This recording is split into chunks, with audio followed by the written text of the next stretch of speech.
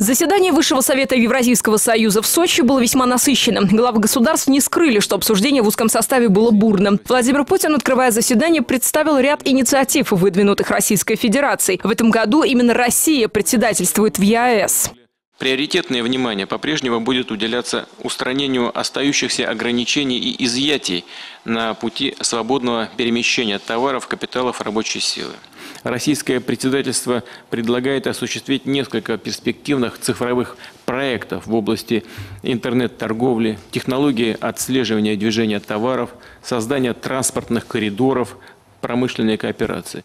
Экономический союз дает свои результаты. Об этом говорят цифры. Так, в прошлом году в среднем промышленное производство в странах ЕАЭС выросло на 1,7%. Сельского хозяйства на 2,5%. Товарооборот внутри союза на 26%. Но, по словам участников, союз испытывает некоторые сложности. Они связаны как с внешним влиянием, так и с внутренними противоречиями.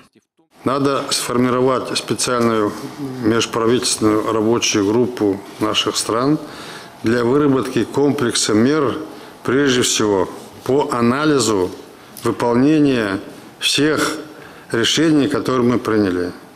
По анализу продолжающихся иметь место препятствий торговли как на границе, так и между отраслями экономики. С учетом современных непростых условий влияния санкций, посмотреть, как нам дальше работать.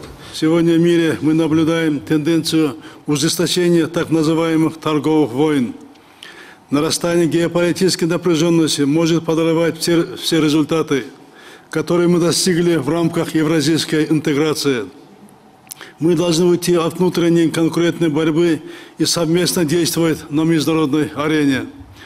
Только углубляя и расширяя нашу интеграцию, мы можем раскрыть весь имеющийся экономический потенциал наших стран. Сооронбай Жээнбеков отметил, что рассматриваемая сегодня цифровая повестка очень важна. Цифровые технологии по маркировке и отслеживанию товаров нужно обязательно внедрять, но поэтапно, учитывая нагрузку на средний и малый бизнес. Говоря о препятствиях и барьерах, хотим сказать, что необходимо наделить комиссию дополнительными компетенциями для оперативного решения спорных ситуаций в передвижении товаров. При этом остро стоит вопрос бюрократизации в органах Союза.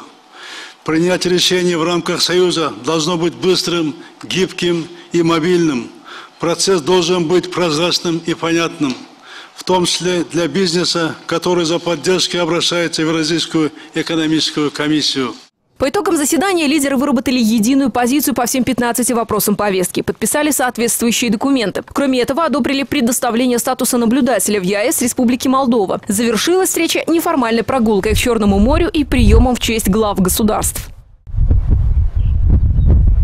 Стоит отметить, что в рамках заседания Совета делегация Кыргызстана во главе с президентом Сооронбаем Жээнбековым обсудила и вопросы, касающиеся непосредственно Кыргызстана в ЕАЭС. Для Кыргызстана в повестке дня было два технических вопроса. Это связано с обустройством пунктов пропуска. И у нас срок тех расщеплений, которые за нами закреплены, это 1,9%, были определены до 12 августа этого года. Сегодня нашли такое консенсусное решение продлить применение данных ставок расщепления до конца 2019 года. Положительные результаты дали и двусторонние переговоры Сооронбая Жээнбекова на полях саммита, в частности, с Владимиром Путиным. Было отмечено, что Россия была и остается нашим главным политическим, стратегическим партнером, союзником. Если взять цифры, то за последние 2 года рост торговли идет очень хорошими темпами. Причем, как отмечается нашими экономическими ведомствами, идет рост в том числе нашего экспорта в Российскую Федерацию. Сегодня очень активно работает Российско-Кыргызский фонд. Было отмечено, что он уже профинансировал проектов более чем на 350, по-моему, миллионов долларов.